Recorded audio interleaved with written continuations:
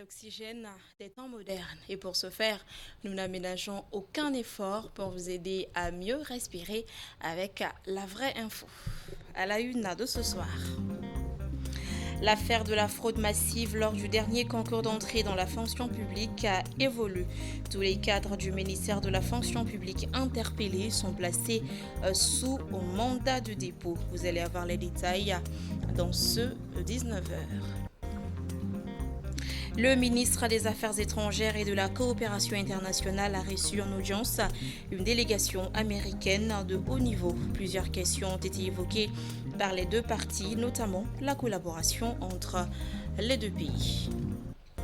Le calendrier d'émission de titres publics a classé la Banque malienne de solidarité premier investisseur malien en 2023. Ce résultat est le fruit de l'engagement de la banque pour la promotion de l'économie malienne. Voilà donc pour le sommaire.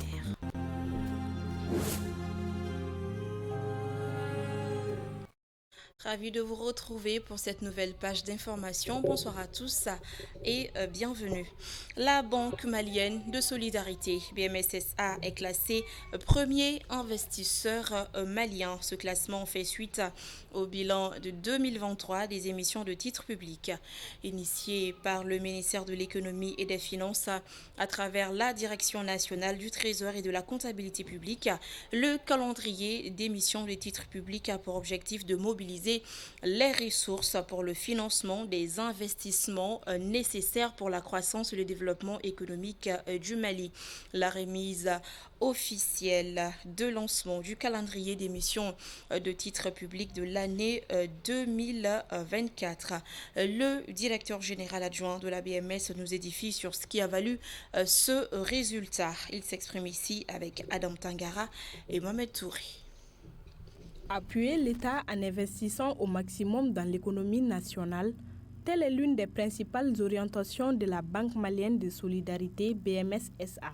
Pour sa forte participation au financement du calendrier d'émission de titres publics 2023, la BMS-SA a été classée premier investisseur malien. Chaque 2 semaines environ, le Mali est sur le marché monétaire pour lever des fonds de l'ordre de 25 à 30 milliards.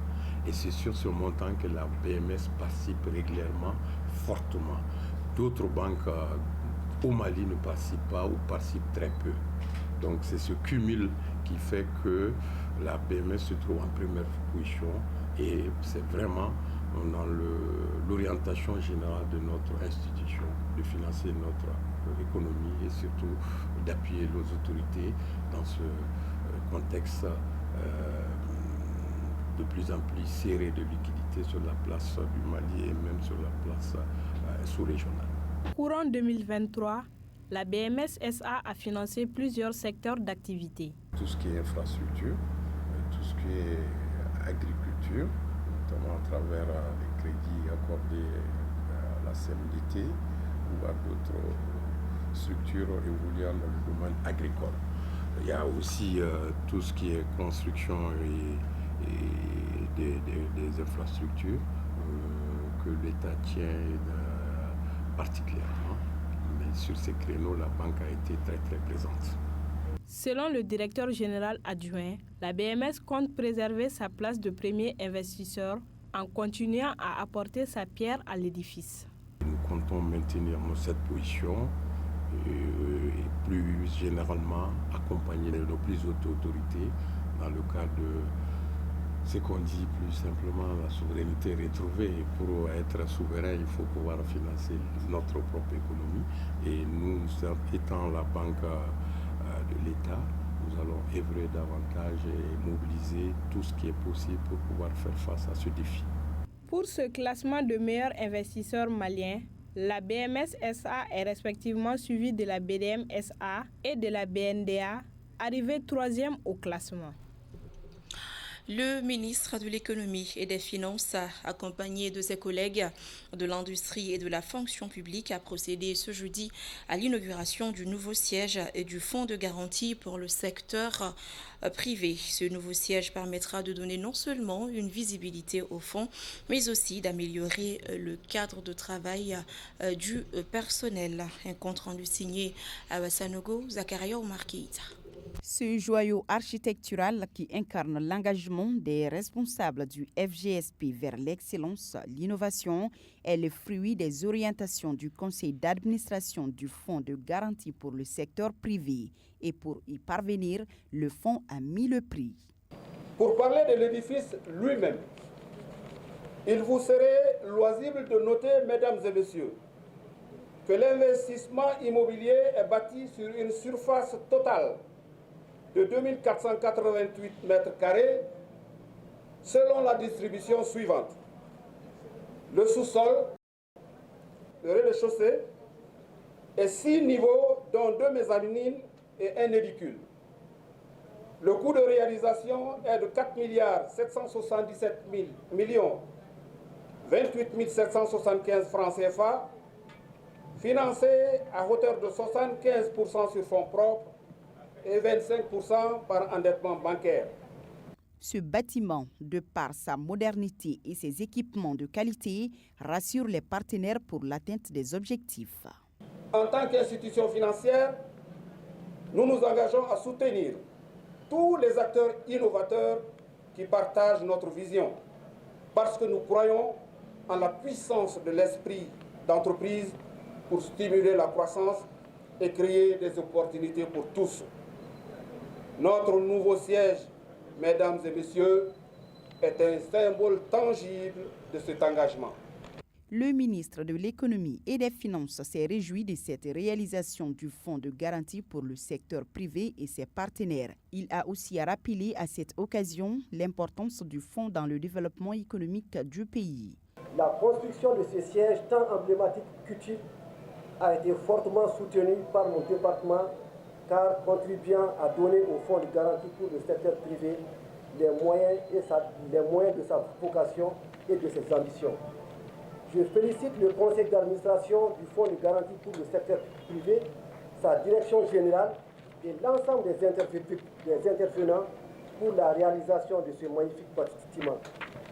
Je formule le vœu que son inauguration permette au fonds de jouer davantage son rôle à travers l'augmentation de son volume d'activité et l'amélioration de la qualité de ses services.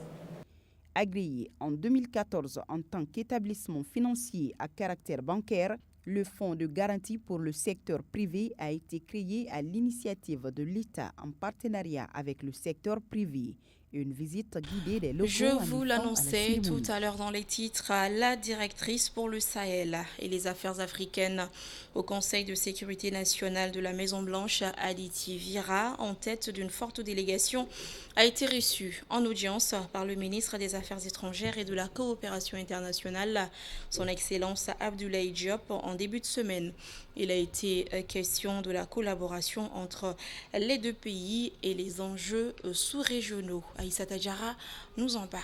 Le Mali reste ouvert à tous les pays dans le cadre d'une collaboration gagnant-gagnant. Dans cette logique, une délégation américaine de haut niveau a été reçue par le ministre malien des Affaires étrangères et de la coopération internationale. Les échanges ont porté sur la coopération bilatérale entre le Mali et les États-Unis, ainsi que sur des questions d'enjeux sous-régionaux. Le ministre Diop a présenté les avancées de la transition politique en cours et a rappelé les fondements de la création de l'Alliance des États du Sahel, la AES, et la décision de retrait du Mali de la CEDEAO. La délégation américaine a été édifiée quant à l'importance de l'appropriation nationale du processus de paix au Mali, à travers le dialogue direct intermalien par le ministre Diop. Il a également salué la visite de la délégation américaine, la qualifiant de pas dans la bonne direction pour une meilleure compréhension des réalités du terrain et des dynamiques de repositionnement au Sahel. Par ailleurs, tous les cadres du ministère de la fonction publique qui ont été interpellés dans l'affaire de fraude massive lors du dernier concours d'entrée dans la fonction publique ont été tous placés sous mandat de dépôt par la justice. Maïmouna Ouedraogo.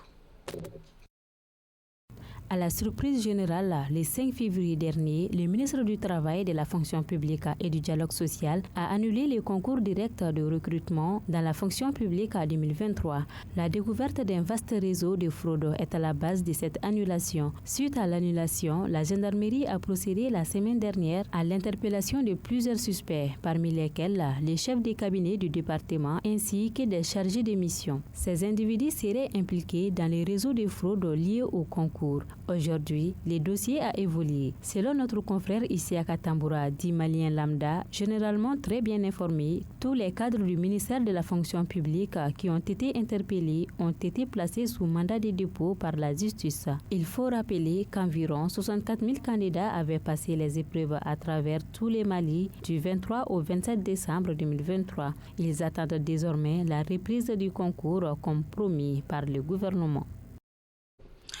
Le Conseil national de l'Ordre des médecins du Mali a organisé ce jeudi la cérémonie de port de robe de juridiction disciplinaire aux conseillers de l'Ordre. Cette cérémonie solennelle de port de robe a pour vocation d'appuyer les décisions du Conseil par les instruments juridiques, mais aussi de se conformer aux autres ordres de la sous-région et du monde. C'était sous le co-parrainage du ministre de la Santé et du Développement social, Assaba Diallo Touré, et du ministre de la Justice et des Droits de l'Homme, Mamoudou Kassogué, et un compte-rendu de Oumar Koïta. Ils sont 16 conseillers, dont 3 femmes de l'Ordre des médecins du Mali, à porter la robe de juridiction disciplinaire. Même si la loi n'oblige pas, pour le président de l'Ordre des médecins, le port de robe permet de donner de la solennité aux décisions et aux actions de l'Ordre. Clairement, il faut le dire, la loi ne précise pas qu'il faut porter des robes. La loi ne dit pas qu'est-ce qu'il faut porter pour faire ces événements-là. Mais quand on regarde l'environnement des ordres à travers le monde, la sous-région, nous voyons que les ordres siègent en robe pour rendre des décisions. Nous avons voulu juste rendre solennel ces instants-là pour que nos décisions puissent avoir la valeur et l'intégrité que nous souhaitons. Et cela sous-entend que nous-mêmes, nos décisions soient vraiment appuyées par des instruments juridiques, les dispositions législatives et réglementaires. Le ministre de la Santé a salué cette initiative de l'Ordre des médecins du Mali tout en les sollicitant de s'engager pour assainir le secteur de la santé. Ainsi nourri d'espoir pour le rayonnement de notre secteur, nous allons mettre tout en œuvre pour accompagner cette dynamique qui est d'aider mon département à renforcer les mesures préexistantes dans notre domaine. Comme je le répète toujours, aidez-nous à mettre de l'ordre dans la santé. Quant au ministre de la Justice et des Droits de l'Homme, il a mis l'accent sur la complémentarité entre les services juridiques et l'Ordre des médecins. L'action disciplinaire ne faisant pas obstacle à l'exercice d'une action civile ou pénale. L'article 35 de la loi précitée a prévu également un mécanisme de collaboration en précisant, je cite, « Le juge est tenu d'informer le président de l'Ordre des médecins avant toute poursuite contre un médecin. » Fin de citation. Je puis vous assurer que j'ai d'ores et déjà communiqué à titre de rappel et de dispositions de veille cette loi aux parquets généraux et d'instances pour le respect strict de ces dispositions, notamment par les autorités judiciaires chargées des poursuites pénales. A rappelé que l'Ordre des médecins a pour objectif de régler la pratique médicale au Mali, garantir l'éthique professionnelle et veiller au respect des règles déontologiques par les médecins. Actualité sur un tout autre plan, l'Institut malien de recherche Action pour la paix, IMRAP, et ses collaborateurs, à savoir the Institute of Development Studies and the Humanity Studies, a organisé ce jeudi 22 février 2024 à Bamako un atelier de restitution des résultats du projet Vestibule de la paix. Cet atelier avait pour objectif d'offrir un cadre de présentation des résultats des actions du projet, mais aussi de présenter les actions du projet au public, 6 films du processus national reflétant les insuffisances, les tares des méthodes de consolidation de la paix afin de les améliorer. Alamako Diabaté, Montala Ouattara, compte rendu. Ce projet intitulé Vestibule de la paix, mis en œuvre par IMRAP de manière collaborative, offre une nouvelle opportunité aux communautés maliennes d'avoir une compréhension approfondie de la gestion pacifique des conflits en faisant d'elles des acteurs pertinents du diagnostic et d'identification des pistes de solutions durables et consensuelles. Les actions menées par l'IMRAP sont loin d'être isolées, bien au contraire. Elle s'insère dans l'ensemble des politiques publiques décidées par les autorités de la transition. Elle les complète d'ailleurs. Il s'agit donc de contribuer aux efforts entrepris par les plus hautes autorités. Une occasion pour le coordinateur de rappeler les activités réalisées par le projet Vestibule de la paix depuis janvier 2019 jusqu'en février 2024. Il s'agit entre autres. Nous avons soutenu la mise en œuvre des initiatives communautaires dans le cercle de Kangaba, précisément dans la commune de Kara, la commune de Kanyogo. À Silefoué et à Maramandougou, par exemple, nous avons soutenu 6 unités de saponification. À Kara, là, nous avons aussi soutenu cette commune avec la réalisation d'une fourrière à bétail. À Kanyogo et à Narena, nous avons soutenu la construction de 2 vestibules. À Djéné et à Mopti, nous avons soutenu beaucoup d'initiatives de réconciliation entre 2 communes, à Sirabougou, Bozo, Sirabougou et Manta. Et aussi, nous avons assuré la prise en charge psychologique de quelques personnes qui ont développé ce que nous appelons le syndrome de stress post-traumatique. Le projet Vestibule de la paix a été mis en œuvre dans plusieurs localités du pays, notamment à Kangaba, Djéné, Mopti, Kai, Nioro du Sahel, Kita, ainsi que dans le district de Bamako. Dans le but de contribuer au développement national, et cela en adéquation avec sa mission qui est d'œuvrer pour une dynamique d'excellence en formant des élites, l'Institut des services politiques, relations internationales et communication ISPRIC a décidé de consacrer chaque année depuis 2015 une semaine à la promotion de la science et de la culture et du sport dénommée la Hard Week.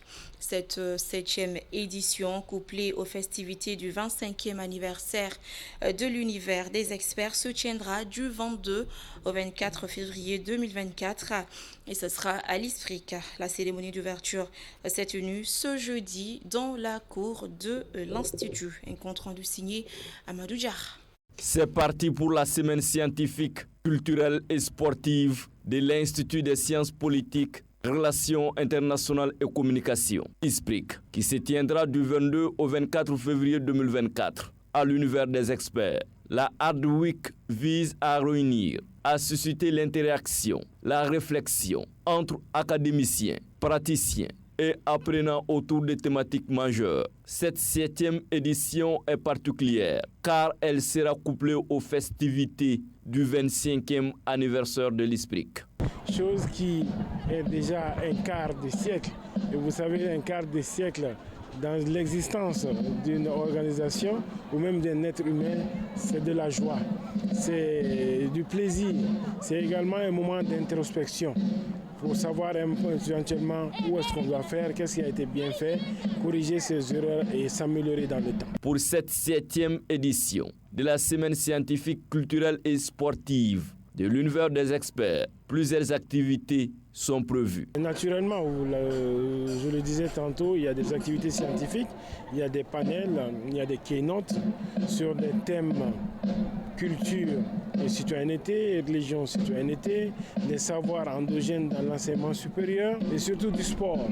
La cérémonie d'ouverture de cette 7e édition de Hard Week a permis également à la marraine, professeur Assetou Foune Samaki, de développer le thème retenu pour cette édition. Enseignement supérieur, citoyenneté et patriotisme. Elle a également remercié l'ISPRIC pour le choix du thème. Et nous demandons aussi à l'ISPRIC dans ses efforts et dans ses enseignements de mieux situer la question de la géopolitique en l'insérant dans la profondeur historique de notre pays, pour que nous puissions avoir des rapports assumés avec le reste du monde et particulièrement avec nos voisins. La cérémonie d'ouverture de cette 7e édition de Art Week a également été marquée par des prestations artistiques et la visite des stands d'exposition. Après un brillant parcours lors du dernier mondial des moins de 17 ans, les joueurs de l'équipe nationale des cadets du Mali commencent à prendre leur envol professionnel. Sollicités un peu partout à travers le monde, 2 ont déjà signé dans les clubs européens. La Sinjakiti. Watford annonce la signature officielle du jeune attaquant malien Mamadou Doumbia en provenance du club malien du stade Black Star FC. L'équipe de 2e division anglaise a officialisé l'information ce lundi sur ses réseaux sociaux. Watford FC est ravi de confirmer la signature du passionnant jeune attaquant international malien Mamadou Doumbia pour un contrat de 6 ans, lit-on dans un communiqué. Doumbia n'arrivera chez la Zornée qu'au 1er juillet 2024.